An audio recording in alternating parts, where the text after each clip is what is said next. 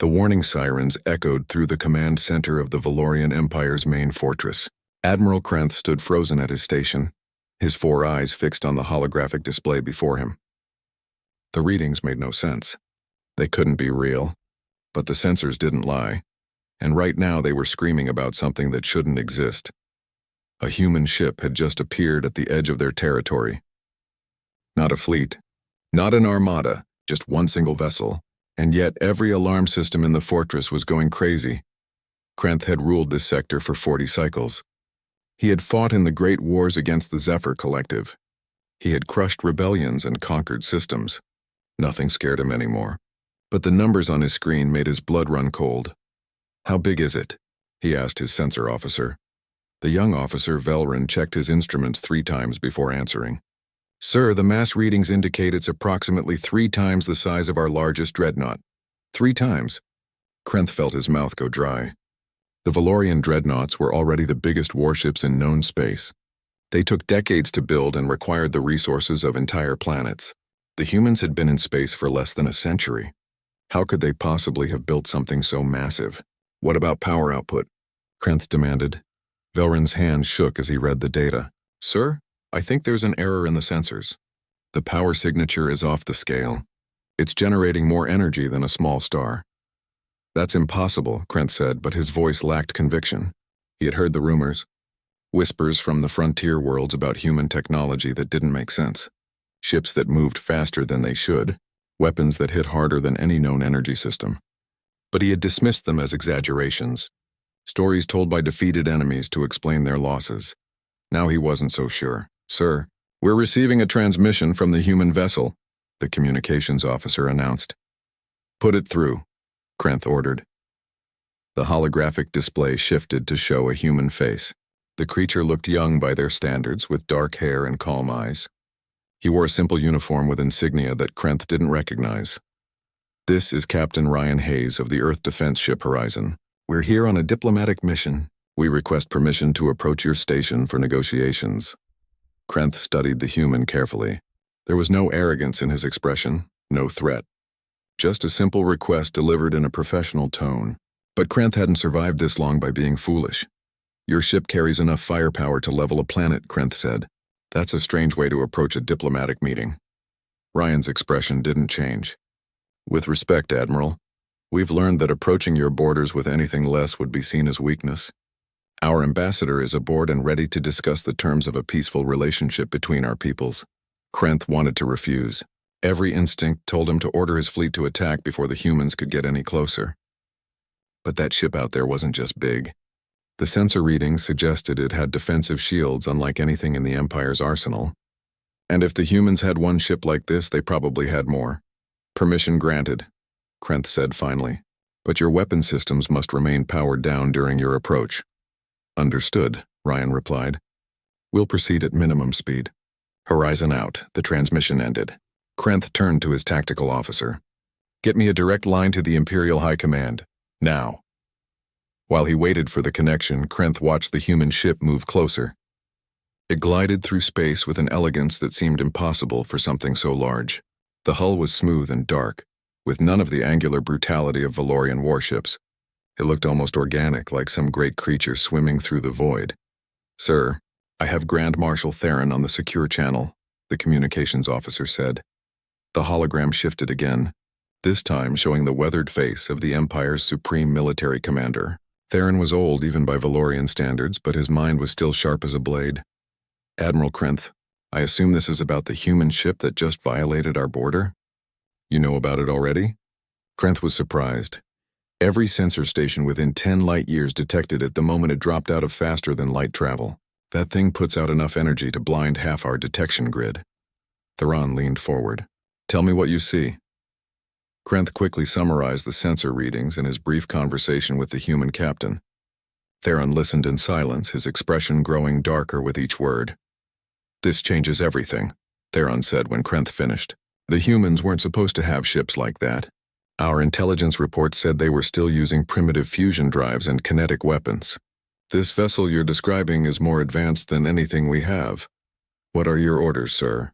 Theron was quiet for a long moment. "Proceed with the diplomatic meeting. Be polite, be cautious, and find out everything you can about that ship.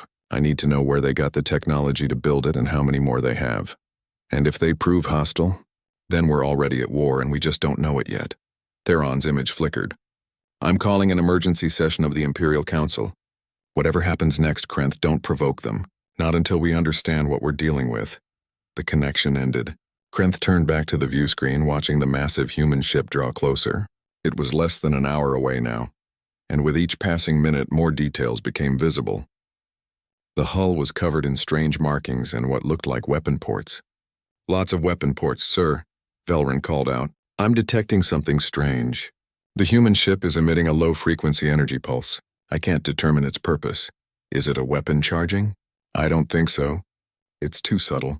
Almost like they're scanning us, but with technology I don't recognize." Krenth felt a chill run down his spine.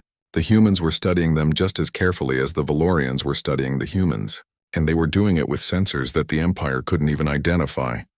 How had they advanced so quickly? The Valorian Empire had taken thousands of years to develop their current level of technology. The humans had only been in space for a fraction of that time. It didn't make sense, unless the intelligence reports were wrong. Unless the humans had been hiding their true capabilities all along.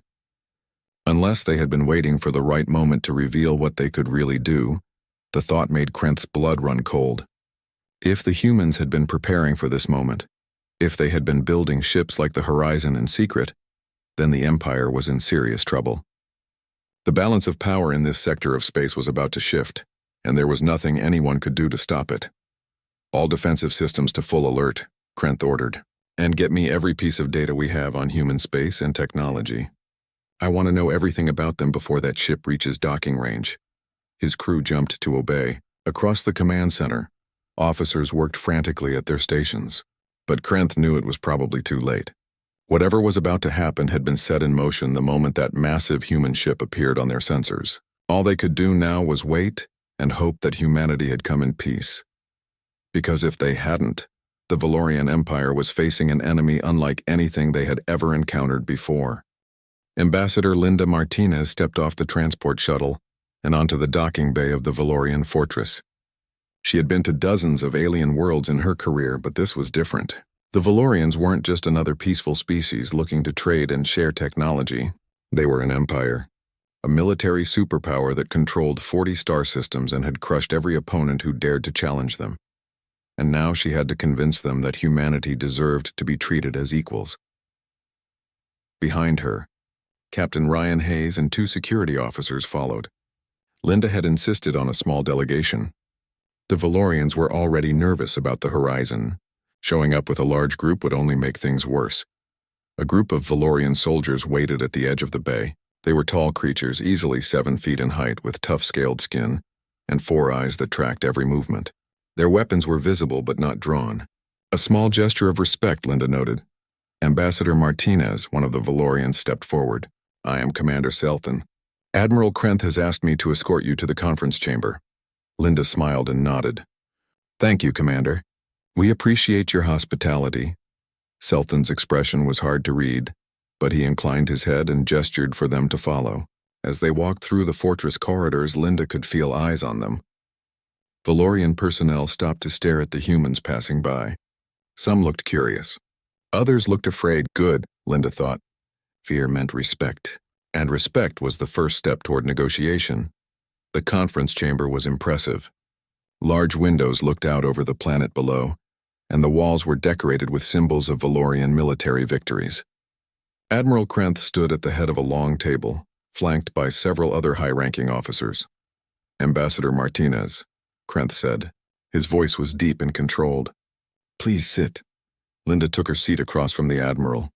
Ryan and the security officers remained standing behind her. The Valorian officers did the same behind Krenth. "Let me be direct, Ambassador," Krenth began. "Your ship has caused quite a stir among our military command. We were not aware that humanity possessed such advanced technology. The Horizon is one of our newer vessels," Linda said carefully. "We've made significant advances in recent years." "Significant advances," Krenth repeated. "Your ship is larger and more powerful than anything in our fleet. That's not a simple advance. That's a complete leap in capability." Linda kept her expression neutral. We're a resourceful species, Admiral. We saw what was out here in the galaxy and realized we needed to adapt quickly if we wanted to survive. Survive? One of the other Valorian officers spoke up. Or conquer. The room went quiet. Linda looked at the officer who had spoken. He was younger than Krenth, with bright, aggressive eyes. I'm sorry, I didn't catch your name. Colonel Draxus, the officer said. And I think we all want to know the answer to that question. Your species appears out of nowhere with warships that dwarf our own. You claim to come in peace, but you bring weapons that could destroy this entire station. What are we supposed to think? Linda met his gaze steadily. You're supposed to think that we learned from history. Your empire has been expanding for centuries. You've conquered and absorbed dozens of species. Some willingly, some not. We studied your methods, Admiral. We saw what happened to worlds that couldn't defend themselves. She leaned forward. So yes, we built ships like the Horizon. We built them because we refused to be conquered. We refused to become another subject species in your empire. We built them to ensure that when we sat down at a negotiating table, you would see us as equals rather than prey. Krenth studied her for a long moment. And how many ships like the Horizon do you have? Linda smiled slightly. Enough. That's not an answer, Draxus said sharply. It's the only answer you're going to get, Linda replied. Admiral Krenth, I came here to discuss trade agreements and border treaties. I came here to establish a peaceful relationship between our peoples. But I will not share classified military information with a foreign power, no matter how powerful they are. You realize we could simply take that information, Draxus said. Your ship may be powerful, but it's alone. We have an entire fleet surrounding this station. Ryan spoke for the first time. With respect, Colonel, the Horizon isn't as alone as you think. Every Valorian in the room turned to look at him. Krenth's eyes narrowed. Explain. Ryan's expression remained calm. When we entered your territory, we weren't the only human ship in the area. We were just the only one you could see. The room erupted. Valorian officers shouted questions and demands. Krenth held up a hand for silence. Are you telling me there are more human ships in this system right now? 3 more to be precise, Ryan said. Smaller than the Horizon, but equipped with stealth technology that makes them invisible to your sensors. They've been monitoring this meeting from the moment we arrived. Draxus slammed his fist on the table. This is an act of war. No, Linda said firmly. This is an insurance policy. You have a fleet surrounding us. We have ships you can't see. That's called balance, Colonel. That's called making sure both sides have a reason to talk rather than fight. Krenth stood up slowly. For a moment, Linda thought he was going to order their arrest. But instead, he walked to the window and stared out at the stars. You know what I'm thinking right now, Ambassador? He said quietly. No, Admiral. I'm thinking that every assumption we made about your species was wrong. We thought you were primitive. We thought you were weak. We thought you would be easy to manage if you ever became a problem. He turned to face her. But you're not weak. You're not primitive, and you're definitely not going to be easy to manage. Linda stood as well. We don't want to be managed, Admiral. We want to be partners. The galaxy is a big place. There's room for both our peoples to grow and prosper. But that only works if you see us as equals. Equals, Krenth said the word like he was testing it. The Valorian Empire does not have equals, Ambassador. We have subjects and we have enemies. Then perhaps it's time to add a third category, Linda said. Because I promise you, Admiral, you don't want humanity as your enemy. We may be new to this galaxy, but we're very good at war. We've been practicing on each other for thousands of years. The room fell silent again. The tension was thick enough to cut with a knife. Finally, Krenth nodded slowly. Very well, Ambassador. Let's discuss these trade agreements and border treaties. But understand this. If I find out that you've lied to me about anything, if those stealth ships of yours make any aggressive moves, this negotiation ends and war begins. Are we clear? Perfectly clear, Linda said. And Admiral? We haven't lied to you. We've been very honest about our capabilities. Maybe more honest than you're comfortable with. Krenth returned to his seat. Then let's begin. Colonel Draxus, contact the Imperial High Command. Inform them that negotiations are underway and that the situation is more complex than we initially believed. As Draxus left to carry out his orders, Linda sat back down. She caught Ryan's eye and saw the slight nod of approval. The first round of negotiations had gone better than expected. The Valorians were scared, which meant they would be careful. and careful enemies were easier to turn into allies than reckless ones. But as she listened to Krenth outline the Empire's position on border territories, Linda knew this was just the beginning. The Valorians would test them. They would probe for weaknesses. They would try to find out exactly how strong humanity really was, and when they did, they were going to get a very unpleasant surprise. Because the Horizon wasn't humanity's most advanced ship, it was just the one they were willing to show off. The really dangerous stuff was still hidden back home, waiting for the day it might be needed. Linda smiled to herself. Let the Valorians think they understood human capabilities. Let them think the Horizon represented the peak of human technology. The truth would come out eventually. And when it did, the entire Empire would realize they had made a terrible mistake by underestimating humanity. 6 months passed since the treaty was signed. Trade between humanity and the Valorian Empire flourished. Human merchants traveled freely through Valorian space, and Valorian ships docked at human stations without incident. On the surface, everything appeared peaceful. But beneath the calm surface, tensions simmered. Admiral Krenth knew it was only a matter of time before someone tested the fragile peace. He just didn't expect it to be one of his own. Colonel Draxus had never accepted the treaty. He believed the Empire had shown weakness by negotiating with the humans.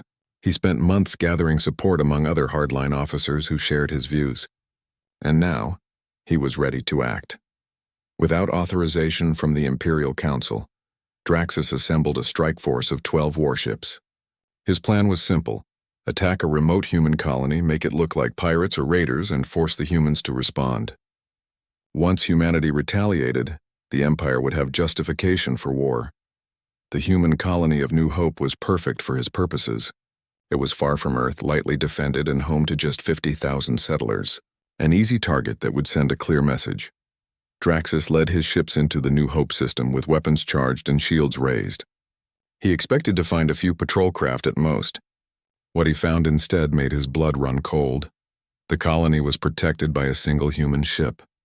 But it wasn't a patrol craft. It wasn't even a ship like the Horizon. This vessel was smaller, sleeker, and according to his sensors, it was moving at speeds that should have been impossible. "What is that?" Draxus demanded from his command chair. His sensor officer worked frantically at his console. "I don't know, sir. It's approximately 1/4 the size of our cruisers, but the power readings are incredible, and it's moving at 0.7 light speed in normal space."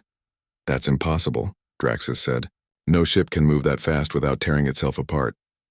"Apparently human ships can," the officer replied. A transmission came through.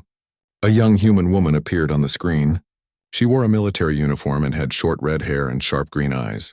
"Valorian vessels, this is Commander Kate Sullivan of the Earth Defense Ship Raptor.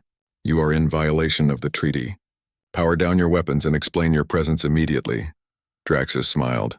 This was exactly what he wanted. "Human Commander, we are here on a training exercise. Your colony is not in danger. Training exercises require advance notice under the treaty," Kate replied coldly. "You gave no such notice. I'm giving you one chance to withdraw peacefully. 1 ship against 12. Draxus laughed.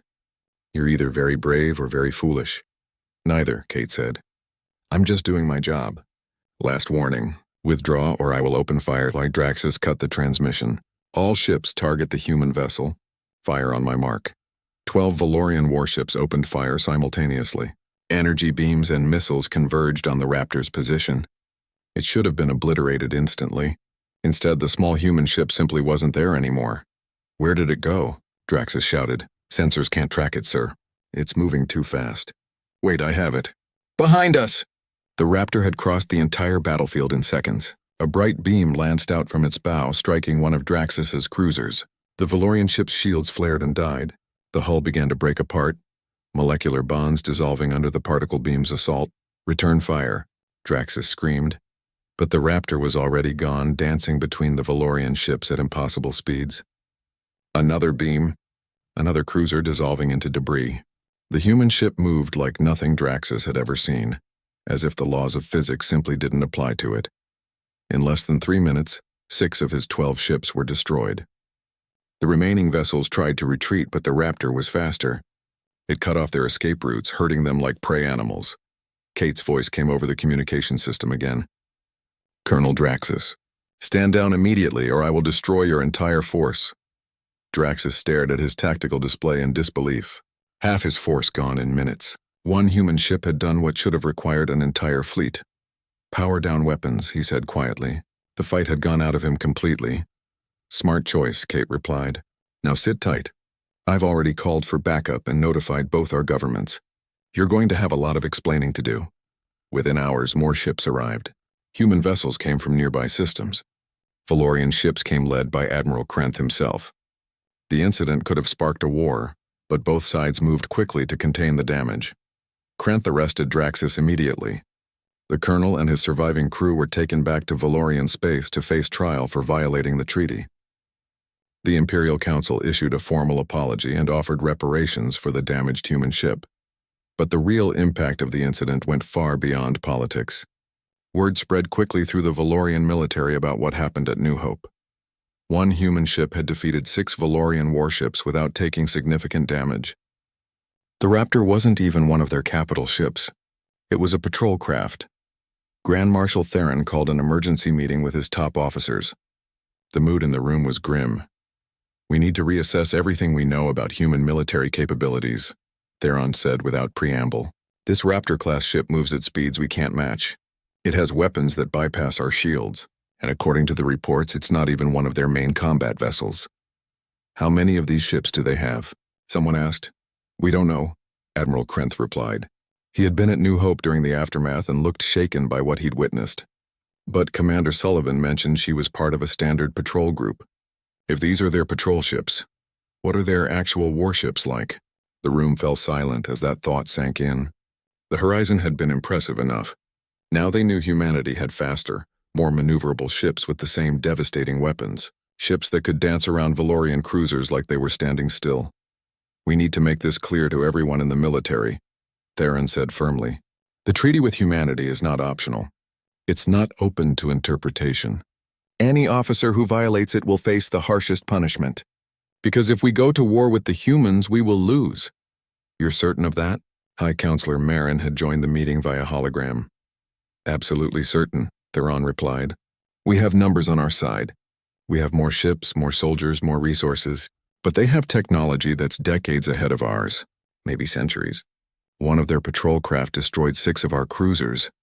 Imagine what their battle fleet could do. Marin nodded slowly. Then we continue to honor the treaty. We strengthen our trade relationships. And we learn from them. The humans are willing to share some technology through our exchange programs. We should take advantage of that.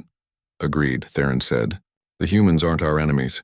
They could have destroyed Draxus's entire force, but they showed restraint. They captured our people instead of killing them. That suggests they truly want peace, Krenth spoke up. I spoke with Commander Sullivan after the incident. She said something interesting. She said the Raptor was designed specifically for defense and rapid response. She implied they have other ship classes for different purposes. Exploration vessels, science ships, and warships designed purely for combat. We've never seen their combat ships, someone said quietly. No, Krenth agreed, and I hope we never do. The meeting ended with clear directives. The treaty would be honored. Trade would continue. And any officer who threatened the peace would face immediate arrest. The Valorian Empire had learned its lesson. Humanity was not an enemy to be challenged. Back on Earth, Commander Kate Sullivan gave her report to her superiors. The incident at New Hope had been resolved without starting a war, which was the best possible outcome. You showed good restraint, Admiral Greg Parker told her. You could have destroyed all their ships, but you chose to capture them instead. The Valorians aren't our enemies, sir, Kate replied. One rogue officer doesn't change that. Besides, letting some of them survive sends a stronger message than killing them all. Greg smiled. Indeed it does. Now the Empire knows what our patrol ships can do. They'll think twice before testing us again. Do you think they'll stay peaceful? Kate asked. I think they'll be smart, Greg said. They've seen enough to know they don't want war with us. And that's all we need. We don't have to be friends with the Valorians. We just need them to respect our strength and honor our borders. Kate nodded. The galaxy was slowly learning that humanity was a force to be reckoned with, not because they wanted to dominate anyone, but because they refused to be dominated. It was a lesson the Valorian Empire had learned the hard way. 2 years had passed since the incident at New Hope. The relationship between humanity and the Valorian Empire had evolved from tense coexistence to genuine cooperation. Trade flourished. Cultural exchanges brought the two species closer together. Joint scientific projects yielded discoveries that benefited both civilizations. But the galaxy was a dangerous place, and new threats were always emerging. One such threat came from the Krell Dominion, an aggressive empire from the far side of known space. The Krell had been expanding rapidly, crushing anyone who stood in their way. Now they had set their sights on Valorian territory. Admiral Krenth stood in the Imperial Council chamber delivering the bad news. The Krell fleet outnumbers our border defenses 3-1. If they attack, we cannot hold them. High Counselor Marin looked troubled. What about our treaty with the humans? Does it cover mutual defense? It contains provisions for cooperation against external threats, Grand Marshal Theron said. But it doesn't obligate them to help us. We can ask, but they're under no legal requirement to respond. Then we ask, Marin said firmly. The worst they can do is say no. The request was sent through official channels. 3 days later, Ambassador Linda Martinez arrived at the Valorian homeworld with an answer. She met with the Imperial Council in the same chamber where she had first negotiated the treaty years ago. The Krell Dominion has been on our watch list for some time, Linda explained. They're expansionist, ruthless, and have no respect for diplomatic solutions. If they're allowed to conquer your border worlds, they'll only grow stronger and eventually threaten human space as well. So you'll help us? Krenth asked, hope evident in his voice. We'll do more than that, Linda said. We're sending a battle group. Not patrol ships like the Raptor. Not diplomatic vessels like the Horizon. We're sending actual warships. The kind we keep in reserve for serious threats. The council chamber erupted in excited discussion. Even Theron, normally so composed, looked relieved. How many ships? He asked. 5, Linda replied. That should be sufficient. Some of the council members looked disappointed. 5 ships against the massive Krell fleet didn't seem like enough, but Krenth and Theron exchanged glances. They had seen what one human ship could do. 5 warships might be more than sufficient. The human battle group arrived 1 week later. When they emerged from faster-than-light travel at the designated coordinates, every Valorian sensor operator in the system stopped what they were doing and stared at their displays. The ships were beautiful in a terrifying way. Sleek and dark, they looked like predators swimming through space. Each one was roughly the same size as a Valorian cruiser, but the power signatures made them look like small stars. The lead ship transmitted its identification, Earth Defense Ship Titan, commanded by Admiral Greg Parker. Greg's face appeared on the communication screen in Krenth's command center. Admiral Krenth, good to meet you in person, even if it's just via hologram. My battle group is ready to coordinate with your forces. Admiral Parker, Krenth replied. Thank you for coming. The Krell fleet is expected to arrive within 48 hours. We have 30 ships positioned to defend the border. Your 5 will bring us to 35 against their 90. Greg smiled slightly. Those are acceptable odds. Where would you like us positioned? Krenth was impressed by the human's confidence. Take the center position. We'll support you from the flanks. The combined fleet arranged itself in a defensive formation. Valorian ships had learned not to question human tactical decisions. If Admiral Parker wanted to be in the center where the fighting would be heaviest, that was his choice. When the Krell fleet arrived, their commander, war leader Gorthas, was amused to see such a small force opposing him. He had heard rumors about the humans and their supposedly advanced technology, but he dismissed them as propaganda. The Krell had conquered a dozen star systems in the past year. They wouldn't be stopped by rumors. Surrender your worlds and we will grant you the honor of serving the Dominion. Gorthas broadcast to the defenders. Resist and be destroyed. Greg Parker's response was simple and direct. Go home, Gorthas. This isn't your space. Leave now or face the consequences, Gorthas laughed. You dare threaten me with 5 ships. I will enjoy crushing your arrogance. The Krell fleet advanced in a massive wave, 90 warships moving in perfect formation. They opened fire at maximum range, filling space with energy beams and missiles. The Valorian ships returned fire and the battle was joined. But the 5 human ships didn't engage conventionally. Instead, they accelerated forward at speeds that shocked both sides. Within seconds, they had closed the distance to the Krell formation and were among the enemy ships. What happened next would be talked about for generations. The human warships moved through the Krell fleet like wolves among sheep. Their particle disintegration beams fired continuously, each shot destroying a Krell vessel instantly. Their shields shrugged off enemy fire that would have crippled Valorian ships, but the humans had more than just particle beams. The Titan fired something new, a pulse of energy that expanded outward in a sphere. Every Krell ship it touched simply stopped working. Their engines died, their weapons powered down, their shields collapsed. The vessels were left drifting helpless. What was that? Krenth demanded over the command channel. Electromagnetic pulse weapon, Greg replied calmly while his ship cut through another section of the Krell formation. Disrupts electronic systems. Completely safe for biological life, but it turns ships into floating bricks. The battle lasted 18 minutes. When it ended, 73 Krell ships were either destroyed or disabled. The remaining 17 fled at maximum speed, abandoning their crippled comrades. The human battle group had not lost a single vessel or taken any significant damage. Gorthus managed to escape with his flagship, but his arrogance was gone. He had just watched 5 human ships annihilate his fleet. The rumors hadn't been exaggerations. They had been understatements. In the aftermath, Krenth's command center was silent. His crew stared at the tactical displays, unable to process what they had witnessed. The humans had just done what should have been impossible. They had turned a battle that should have been a desperate last stand into a complete victory. Admiral Parker, Krenth said finally, I don't know how to thank you. No thanks necessary, Greg replied. That's what allies do. We protect each other. Still, Krenth said, your ships are incredible. The Horizon impressed us. The Raptor amazed us, but these warships are beyond anything we imagined possible. Greg's expression grew more serious. Admiral, can I be honest with you? Please. The ships you've seen, the Horizon, the Raptor, even these warships, they're not our best. They're what we're comfortable showing to the galaxy. Our actual cutting-edge technology is still classified, still being developed. We show you what you need to see to understand we're not a threat to be taken lightly, but we keep our real capabilities hidden because we learned a long time ago that the best defense is the one your enemy doesn't know about. Krenth felt a chill run through him. If these incredible ships weren't humanity's best, what were they hiding? What could possibly be more advanced than vessels that had just destroyed a fleet 3 times their size? Why tell me this? Krenth asked. Because we're allies now, Greg said. Real allies. Not just treaty partners. You stood beside us when it would have been easier to stay neutral. You honored your agreements. You treated us with respect. That means something to humanity. That means we trust you, he paused. And I want you to understand something important.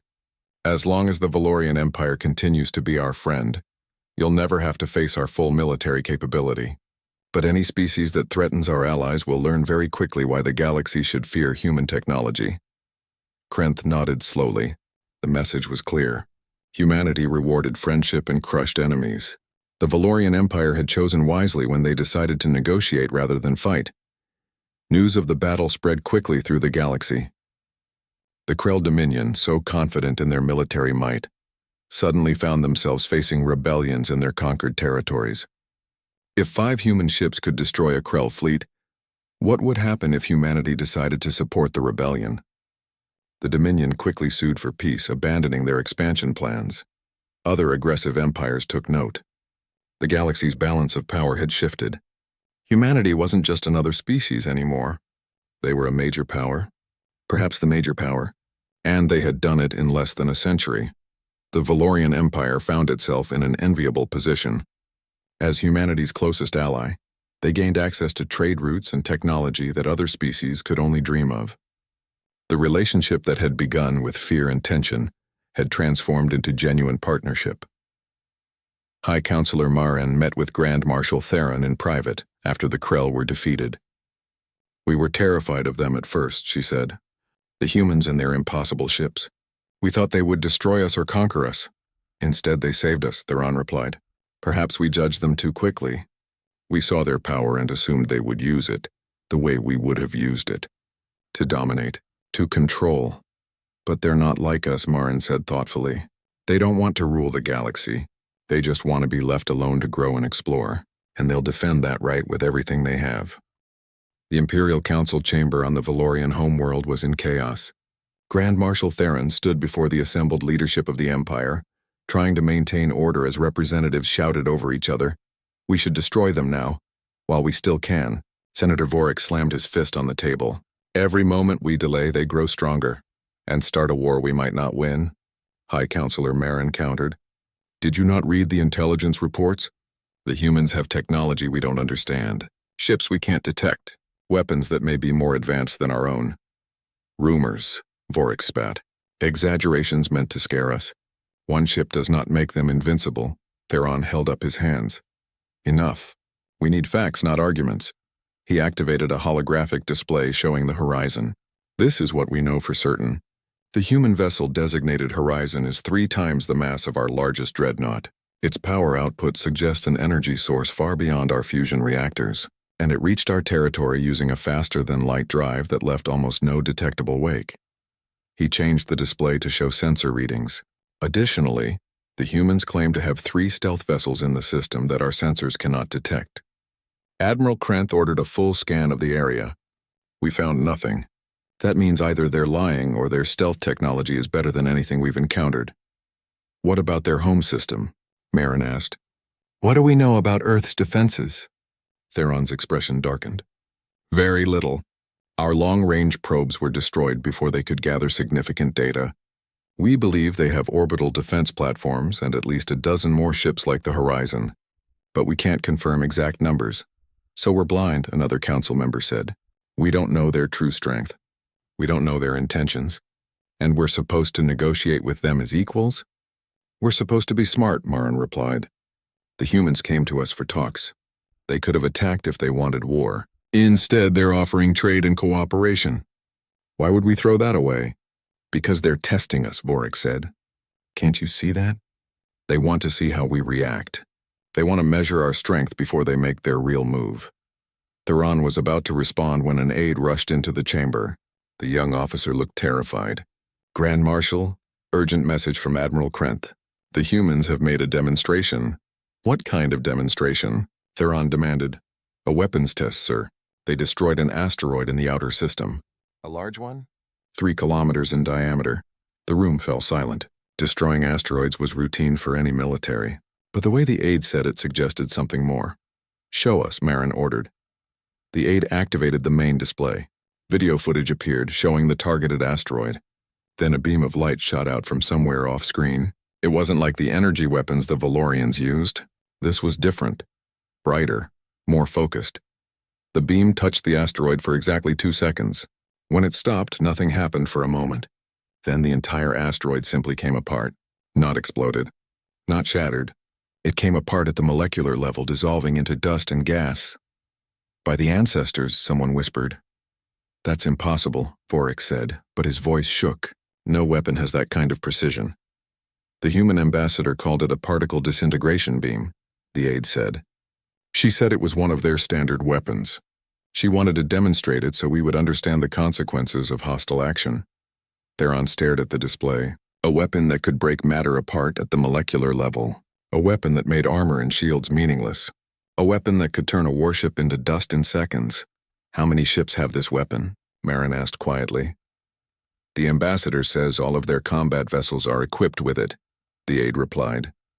The council chamber erupted again, but this time the tone was different. Fear replaced anger. Uncertainty replaced confidence. Theron called for silence again. When the room quieted, he spoke carefully. We need to reconsider our position. The humans are not the primitive species we thought they were. They may actually be more advanced than we are in certain areas. You're suggesting we surrender to them? Vorik asked incredulously. I'm suggesting we negotiate in good faith, Theron replied. The humans want trade and peaceful borders. That's a reasonable request. Why risk war when we can have cooperation?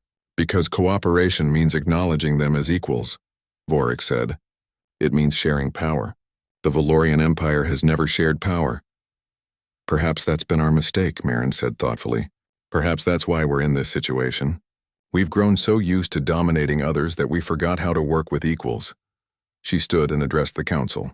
I propose we accept the human terms. We establish trade agreements and recognize their borders. We treat them as partners rather than subjects. And in return, we gain access to their markets and possibly their technology. And if they betray us? Another council member asked. Then we deal with it, Marin replied. But right now, betrayal is just a possibility. War is a certainty if we reject them. And I don't think we can win that war, not against weapons like the one we just saw. The council debated for hours. Some wanted to fight, some wanted to delay, but slowly the majority came around to Marin's position. The humans were too dangerous to fight and too valuable to ignore. Partnership was the only logical choice. Back on the fortress, Linda Martinez received word of the council's decision.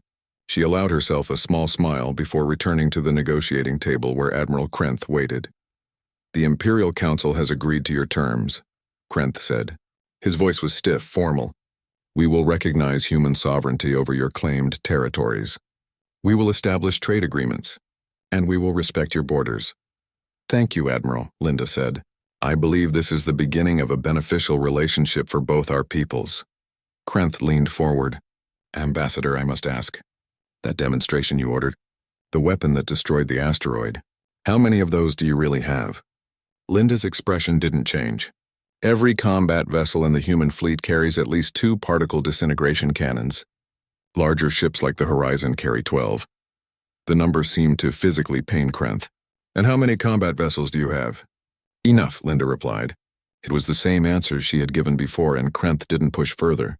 "May I speak freely, Ambassador?" Krenth asked after a moment. "Of course. Your species terrifies me," Krenth said bluntly. "Not because of your weapons, not because of your ships, but because of how quickly you've advanced. The Valorian Empire spent 10,000 years reaching our current level of technology. You've done it in less than a century. What will you be capable of in another 100 years? Another 1,000? Linda considered her words carefully.